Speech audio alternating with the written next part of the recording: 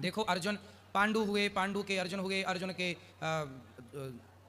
उनका चक्रव्यूह में कौन चले गए? अभिमन्यु, अभिमन्यु के पुत्र परीक्षित, परीक्षित के जन्मेजय। ये सब वंशावली चली। नहीं, वो तो ऋषि की संतान हो गए थे ना, फिर वो धृष्ट राजा, वो तो ऋषि की संतान हो गए थे। वो ऋषि नहीं, वो सत्यवती के पुत्र ही तो हैं वो भी, महर्षि वेदव्यास जी। वो सत्यवती के पुत्र तो हैं वेदव्यास जी। हाँ, वेदव्यास जी किसके पुत्र हैं? सत्यवती। सत्यवती के। तो सत्यवती के पुत्र कहलाए, तो उन्हीं से वंश चलता रहा। और एक चीज़ और महाराज जी पूछना है कि जब भीष्म पितामह जो थे, तो वो मतलब धर्म की राह पे चले कि कर्म की राह पे चले? धर्म कर्म दोनों उनका श्रेष्ठ था।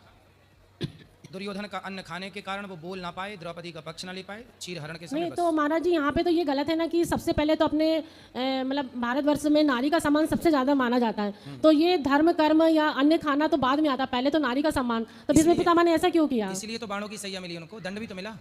अपराध बड़ा था तो दंड भी नहीं, वो बड़ा। तो बाद में मिला, पर वो तो बहुत बड़े ज्ञानी थे, फिर उन्होंने ऐसा करना ही नहीं था ना। तो ज्ञानी तो रावण भी था।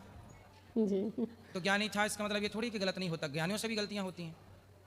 गलतियां कौन नहीं करता? अज्ञानी कम गलती करता है, ज्ञानी ज्यादा कर लेते हैं। अच्छा महाराज जी, जैसे अगर मान लो अपने परिवार में, जैसे मान लो अपने पति या अपना भाई कोई ऐसा गलत करता है, नारी के साथ दुष्कर्म कर रहा मान लो, तो फिर उसके लिए क्या करना चाहिए? पत्नी का क्या धर्म रहेगा कि वो मतलब पति का धर्म निभाए या तो धर्म निभाना चाहिए उसका जो सही है? ऐसा है कि स्त्री हो या पुरुष, जी, कोई भी अपना राह ना भटके, व्यभिचारी ना हो। यदि है तो उसे समझा बुझा के ठीक किया जाए।